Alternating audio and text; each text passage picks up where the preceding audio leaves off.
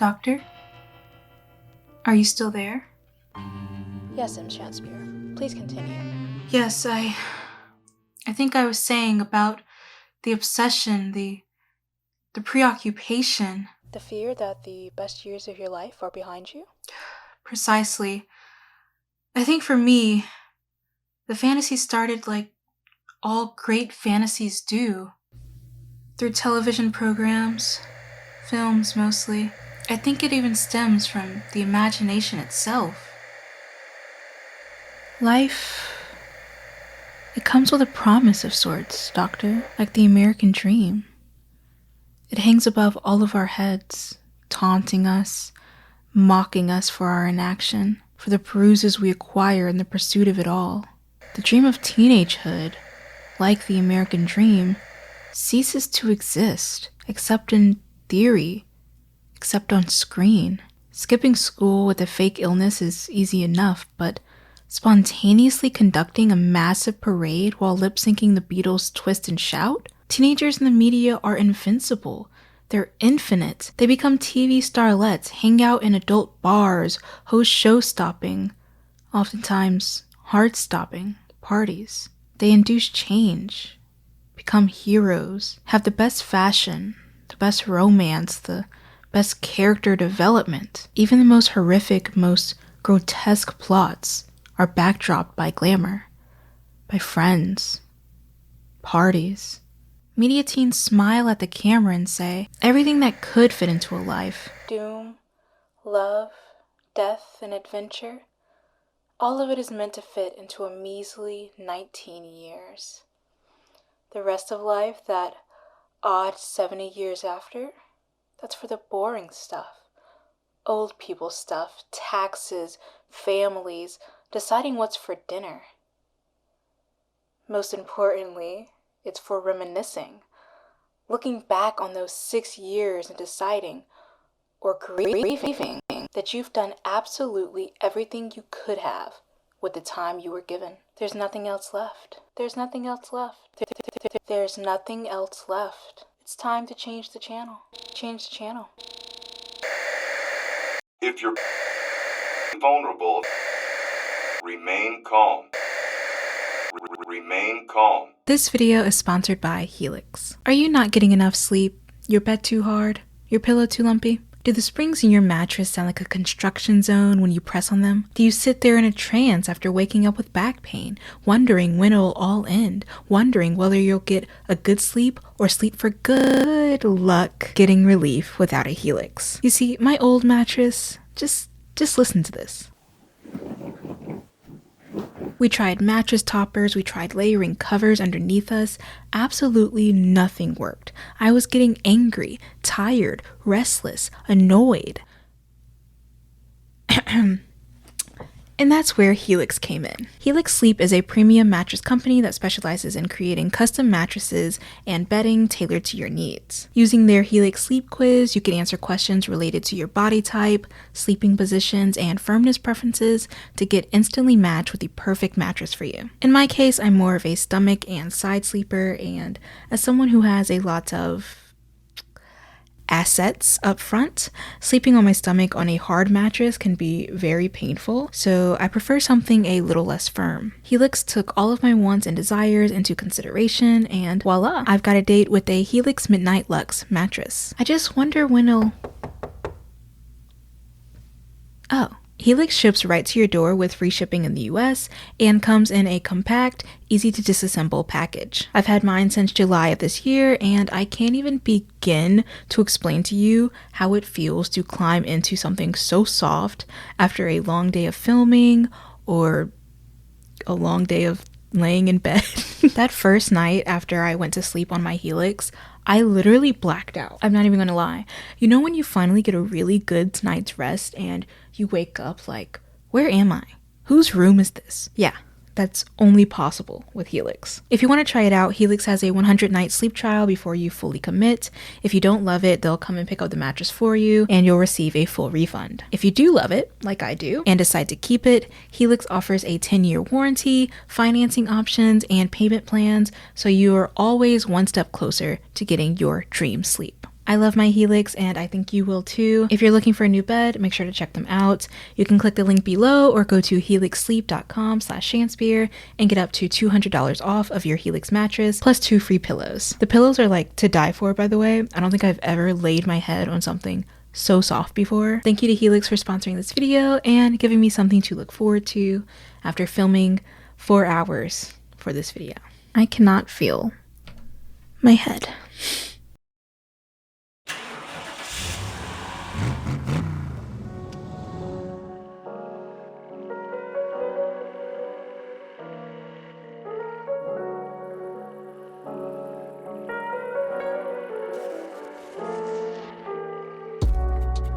You ever wonder why children in medieval art look like their name is Frederick, are experiencing male pattern baldness, and are happy owners of a mortgage and 401k? Well, so does Vox. They ask as much in their article why babies in medieval paintings look like ugly old men. You know, I'm 56 years old. Damn! I'm sorry. Phil Edwards, the author of the article, gives a couple of explanations, but the most pertinent relates to religion. Artwork from the medieval era was largely religious in status and, as Art in Context states, quote, made great use of Catholic subjects and themes. Thus, a lot of the babies that were featured in these artworks were usually depictions of Jesus Christ himself. And because we would like to understand Jesus as a wise and omniscient person, even from birth, it wouldn't make sense to show a normal infant who can't read Latin backwards at 2 weeks old. As Zoe Mann, author of Why Does Baby Jesus Look Like an Old Man in Medieval Religious Iconography, states, baby Jesus doesn't just represent a young version of Jesus, but the idea that Jesus was born already grown, all-knowing, and ready to change the world.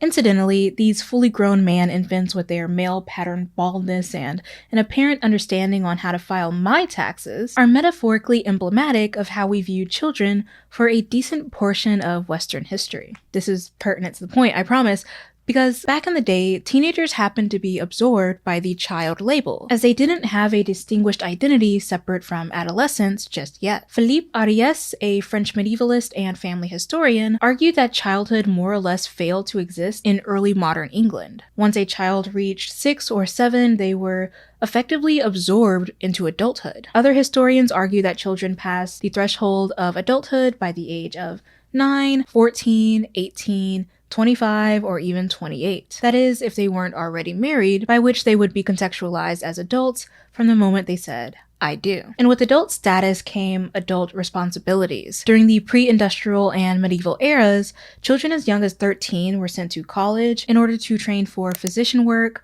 lawyer work, government work, or most likely, priest work. In fact, children were expected to be part of the workforce beginning at an even younger age than their teens, though the workforce during this time was usually housework or field work. Youth, primarily those from rural, poor, or working class families, did such activities as fetching water, gathering sticks for fuel, going on errands, end quote, picking weeds, and even milking cows. Enslaved children especially should be a part of the conversation, as Stephen Mentz of Columbia University notes that in the decades prior to the 1861 Civil War, half of all slaves, end quote, in the American South were under the age of 16. He further states, quote, enslaved children as young as 2 or 3 might work at domestic chores, including childcare or collecting trash, and kindling, toting water, scaring away birds, weeding, or plucking grubs off plants. Generally, in the US South, children entered fieldwork between the ages of 8 and 12. During industrialization, which was first catalyzed in Britain, child labor shifted from the house and the field, for city families anyway, toward factories, mines, and, as Charles Dickens once called them, dark satanic mills. These were not easy, safe, or fulfilling working conditions, mind you. Youth often worked for more than 10 hours each day with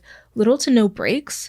They were placed in extremely dangerous conditions that threatened injury or death, and they weren't being paid very well. I'm going to get into child labor reform soon, but I just want to point out that child labor never really went away. In fact, a large number of children, especially marginalized, impoverished children, are still being forced to work in dangerous environments. Of course, there's the threat of fast fashion since there's a clear link between the two, but there's also child labor that revolves around agriculture, trafficking, etc. UNICEF estimated that there were around 160 million children being being forced to work as late as 2020, and the pandemic has greatly stressed this number. A lot of this video is being told from the perspective of white, largely middle to upper class children, as children of color, impoverished children, and children who lack certain privileges really didn't get the same childhood experience. It wasn't until the 20th century that major labor reform began sweeping across the United States and child labor laws were enforced. In addition to this change, there was this shifting expectation regarding living standards, family roles, and adolescence. As such, youth were being slowly liberated from their early and oftentimes gruesome adulthood. This shift in perspective is noted in Matt Wolfe's 2013 documentary, Teenage, which is itself based off of John Savage's book, Teenage, The Creation of Youth Culture. In Wolfe's documentary, a narrator named American Girl describes the transition from premature adulthood to fulfilling adolescence. She finally got to hang out with her friends and, for the first time in her life, go to school with her peers. To put it simply, the childhood as we know it was finally born. We can't have shit in this house. Maybe it's just a coincidence. I don't know. $44 billion says it's not. But around the time child labor reform began cropping up in the United States and adolescence as we know it began to take shape, manufacturers began explicitly targeting children in their business models. Gail S. Murray calls this the commodification of childhood, as it refers to a dichotomy of purely oppressive markets invading youth, all the while existing amongst the belief that childhood is, quote, essentially independent, free, and self-creating. Around the 1900s, youth were considered large influences, not only on purchasing itself, but also on the market industry as a whole. And as such, manufacturers began targeting mothers and young children, often infants, with such items as ready-made clothing. In 1938, when E. Evelyn Grumbine published Reaching Juvenile Markets, How to Advertise, Sell, and Merchandise to Boys and Girls, the marketing sector known as adolescence was finally cemented in our cultural mind's eye. As Murray states, merchants realized that treating children as individuals with identifiable desires and concerns of their own could increase business. Once the child's perspective was acknowledged, it was but a small step toward creating products to appeal to it. By the 1940s, they realized they could capitalize on another sector of the youth demographic, those antsy, oftentimes brutal older kids who dreamt of distinguishing themselves from their younger peers. And as we'll come to realize, you don't really exist until someone can sell you something about your existence. Terminology like the teens has existed in our lexicon since the 1600s, but the idea of the teenager, hyphen included, didn't really take shape until the 20th century. It was at this point that society saw white, middle to upper class youth as free as they've ever been. In 1944, Life magazine published an article titled Teenage Girls, They Live in a Wonderful World of Their Own. Within it, the magazine cites such concepts like originality, good looks, bobby socks and loafers, and an awkward age as key components of teendom at the time. Just a year later, in 1945, the New York Times published an article titled A Teenage Bill of Rights, a 10-point charter framed to meet the problems of growing youth. It was essentially meant to be used as a guidebook by parents and featured such rights as letting childhood be forgotten, allowing your teen to have fun and hang out with friends, and my personal favorite, allowing your teen to fuck around and find out. As such, teens were finally emancipated from the sticky and uncool demographic of their adolescent peers. The 40s conception of teendom and eventually the 50s is not unlike the modern teen. They attended parties, influenced and dominated the music industry, created their own fads, prioritized pack mentality, expressed anxiety for the future, experimented, and had a particular dependence on their telephones. It just so happened that amidst all of these totally original and uninfluenced concepts of what made someone a teenager, a market was growing, and it would be a massive one. As Dwight McDonald, author of the 1958 New Yorker article titled A Caste, a Culture, a Market Too, to some extent, the teenage market, and in fact the very notion of the teenager, has been created by the businessmen who exploit it. It's through this exploitation that teenagers were lured into their own personal brand of capitalism. consumerism. And this sector was inescapable as it remains today. According to Kay Kirsting, author of Consumerism, Driving Teen Egos and Buying Through Branding, in the new millennium, marketing executives are insinuating their brands into the fabric of children's lives. They want, to use industry terms, cradle-to-grave brand loyalty and to own children. Depictions of teen influence are no exaggerated fantasy. MT Roblowski notes that in 2020, the teen demographic made up $44 billion in spending power. Kirsting, on the other hand, cites a $600 billion figure in 2004. This has led marketing industries to view teenagers as retail's most coveted demographic. And that means they can be sold anything, from clothing to shoes to cars and cigarettes. The fact that teenagehood is marked by a vulnerable, incomplete identity only aids in this profitability. Brands that are privy to this information can attempt to sell teens entire identities through their relation to certain brands. They can be fashionable if they wear this specific designer, or they can be one of the cool kids if they use this e-cigarette or drink this brand of alcohol. If we peel back the layers of the teenage dream, we begin to see certain elements of teendom that seem inherent, that is, without outside influence, are actually planted by capitalistic ventures. While things like smoking and drinking fall under the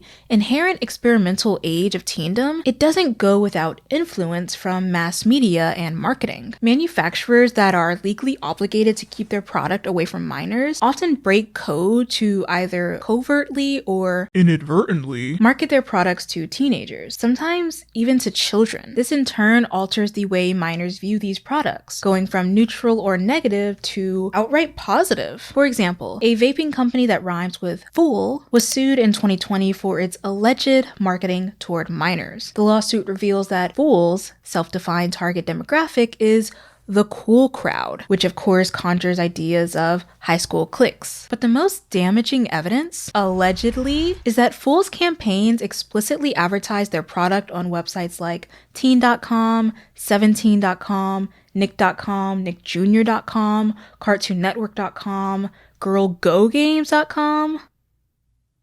dailydressupgames.com, coolmath.com, and a slew of college freshman-orientated websites. It's also alleged that Fool directly sold its e-cigarettes to underage persons through its own commerce site, and failed to do proper age verification for the selling of their products. Allegedly, don't sue me. These minors want to be one of the cool kids, and these products promise that they can be for the market price of a cigarette or beer. This identity-oriented branding, as Kirsten refers to it as, encourages disapproval of anything different, be it a different generation, different cultural group, or a different school clique. So people who don't smoke or drink or wear certain fashions are subsequently alienated from their peers. This may lead to negative emotions or an even greater desire to fit in. Thus, the way in which teenagers socialize with each other, interact with adults, and view themselves and the world drastically changes. An interesting aspect of the commodified teen, which has really just become an idealized concept of teenhood as a whole, is that a very narrow image is presented, often in the interest of profits. That narrow image, in my opinion, is often one of opulent, oftentimes inaccessible or even illegal glamour. We're shown expensive fashion and on-trend characters in movies, endless relationships and perfectly graceful hookups on TV, money and friends and gigantic dance numbers that wrap everything up in a perfect bow. And all throughout, there's this expectation of unadulterated freedom, smoking, drinking, sometimes even substance use. The reason I find this narrow image so interesting is that even though it's this larger-than-life configuration, it still leaves out key portions of teenhood. Things like the mundane, ordinary lives of people whose brains are still developing and usually act as such. If this conflicting image is included in the narrative by mass media, it's either ignored by the audience consuming it, or it's romanticized by the team creating it.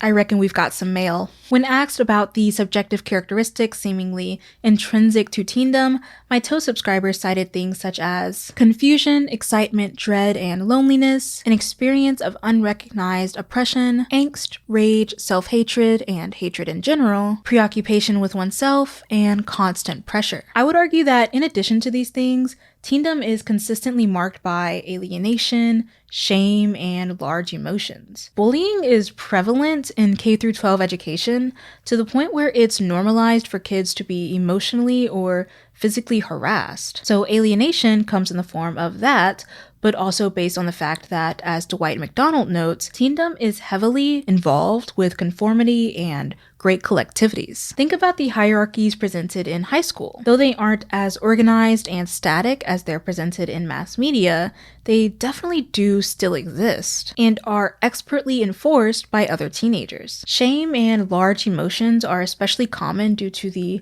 complex nature of being so young yet so newly aware of yourself that you begin overthinking your very existence. With changing bodies and an incomplete prefrontal cortex, teens tend to make decisions based on emotion rather than logic. They may experience new concepts like sex, love, and experimentation, and come out on the other side severely scathed. And even though these large emotions of anxiety, shame, and a quest for acceptance doesn't seem important to older adults, these are still life-stopping for people who are experiencing them for the first time. I think teendom is like this, that is marked by such angst, such confusion, because teenagers aren't the 25-year-old actors playing them on TV. For a lot of teens, they're entering a phase of their life where they're beginning to think in more complex ways than their younger selves, and that probably scares the hell out of them. I just don't think that we prioritize this enough in our discussions of what it means to be a teenager, because it's not profitable, it's ugly, as most human realities tend to be. And we can't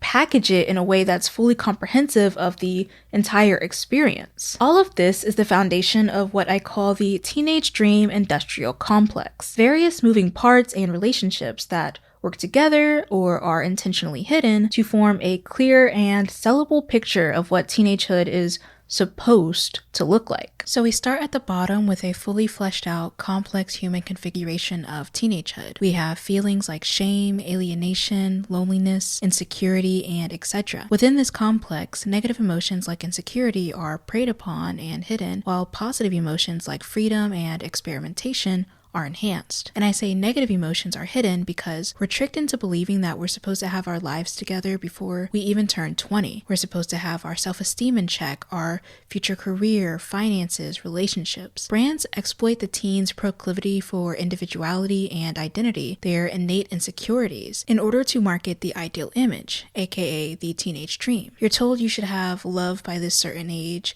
you should have sex by this age, you should drink or smoke or have these larger-than-life experiences. But you need to contribute to the market in order to experience these things. And if you can't, you need to live vicariously through the media that does. This brings large profits. Teens contribute funds to shows or movies that express this emotional and aesthetic ideal. They buy certain clothes, vapes, etc.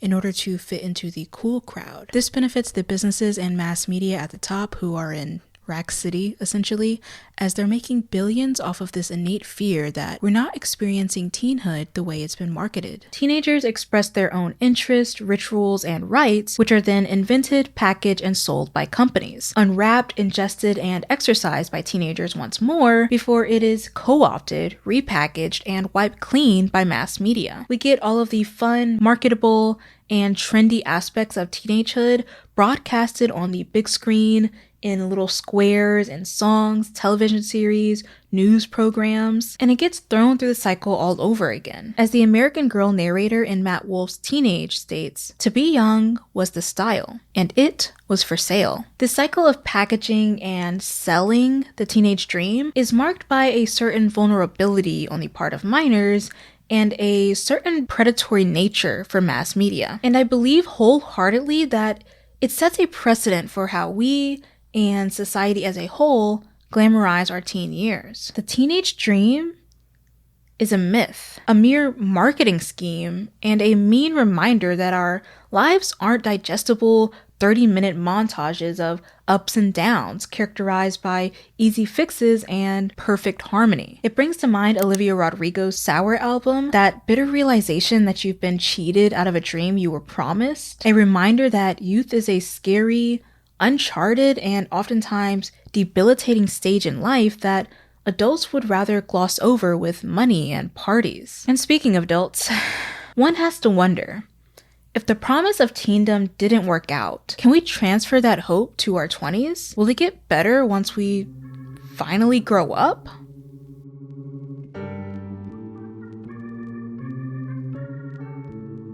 This is 16-year-old me.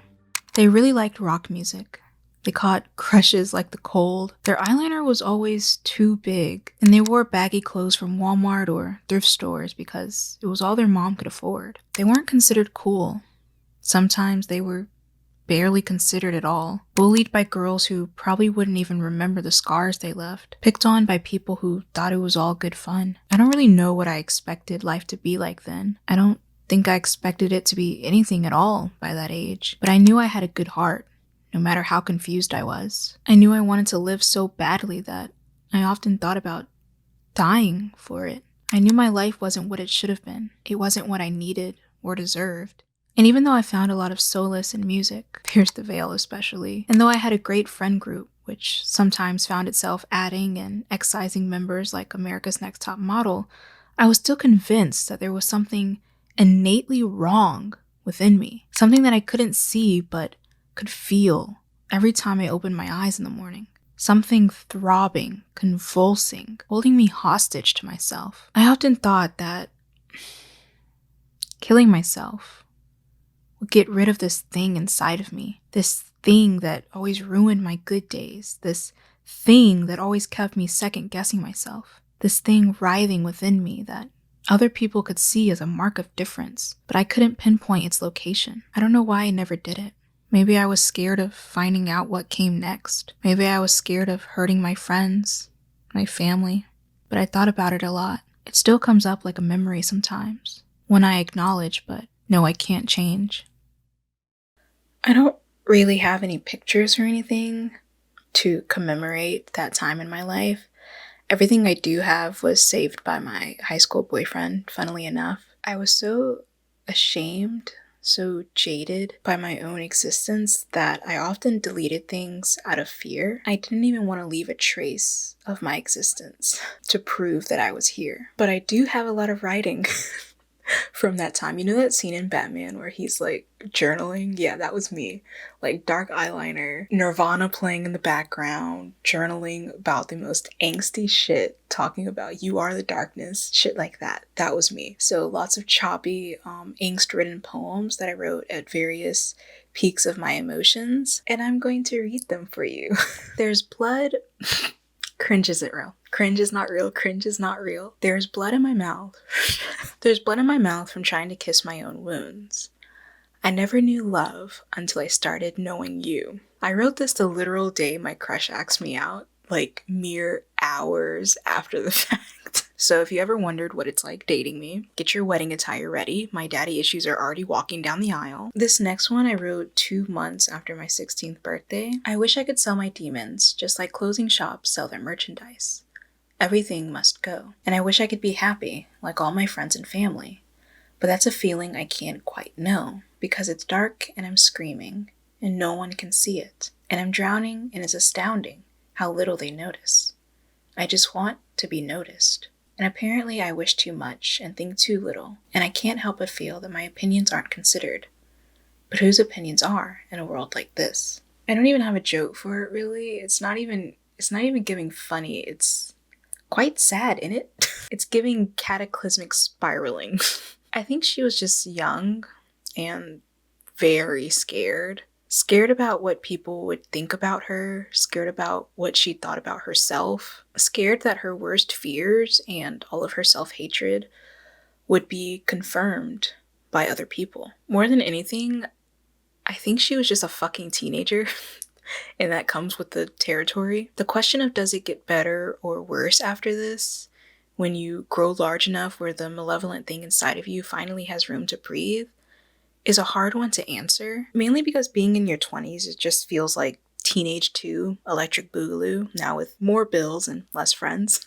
But I know the past is where it needs to be. I don't think that'll ever be like the peak for me. Mail time. So Dorothea Dorothea. I hope I'm pronouncing that right. They even left me a pronunciation guide. Dorothea relays their story as such. My teen years so far have been horrific due to the hellish combination of ongoing pandemics, depression, school, and family issues. I just feel like so much has been stolen from me.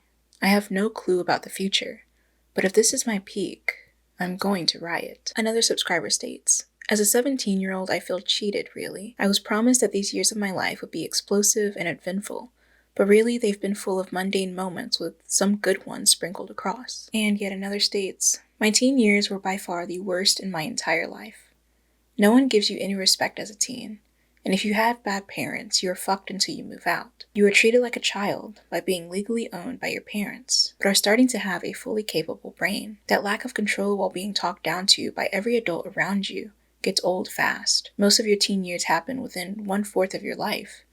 It would be more sad than anything if these were the best years. For a lot of different reasons, in a lot of different ways, teenagehood is truly special. I'm not trying to knock that. Even though I came from a dysfunctional family with so much trauma that I can't even begin to explain it to you right now, there are still elements of freedom that are unique to that age. Some teens don't have to work for a living quite yet. Some have access to an organized life, organized friendships, organized schedules, organized wants and desires that are unencumbered by adult malaise. I think it's unencumbered.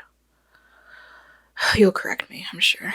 And for some teens, maybe the ones in the categories I just spoke of, maybe entirely new ones, teenagehood really did fucking suck.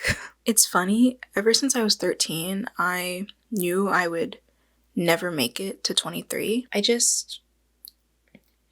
It wasn't in the cards for me. And so to sit here as a 23-year-old,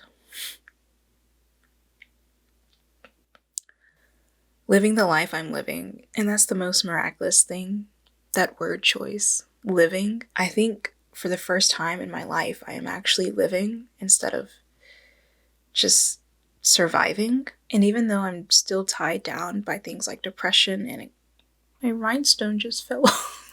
Even though I'm still tied down by depression and anxiety, I have bipolar 2, what can I say? I think I'm truly grateful to be here.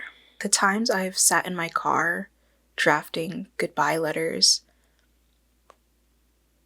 planning my next steps, if you know what I mean. I now spend that time laughing in that same car, singing along to these songs I used to cry to. I really don't know if it gets better after your teen years, but I think it eases up in the strangest, most unpredictable of ways. And I think life is so much bigger than 6 years affords it. And that makes me excited to see what my late 20s are going to be like, what my 30s, 40s, so on. Because I could never be beholden to a part of my life that's dictated by such beginningness. I want you to know, if you're out there listening as a teenager, if 16-year-old me is out there listening, please don't give up on your life because you feel cheated out of these inconsequential years. You'll graduate, maybe you won't. Maybe you'll go to college if you can. Maybe you'll be with your high school partner forever. Maybe you'll meet someone new, and then maybe you won't. Maybe you don't have it all figured out right now. Maybe you need more years than are relatively afforded to you. And I think that's okay. Just hold on to the fact that if you feel like your life hasn't started yet, if it feels like it makes more sense to leave now than to wait to see what else life has in store, understand that there's more to life than what can fit into 19 years. You're not even a quarter of the way through. So stay here for that. For the complete human experience, liberated from such arbitrary guidelines, for the good and for the bad, and for the complexity of this weird fucking life.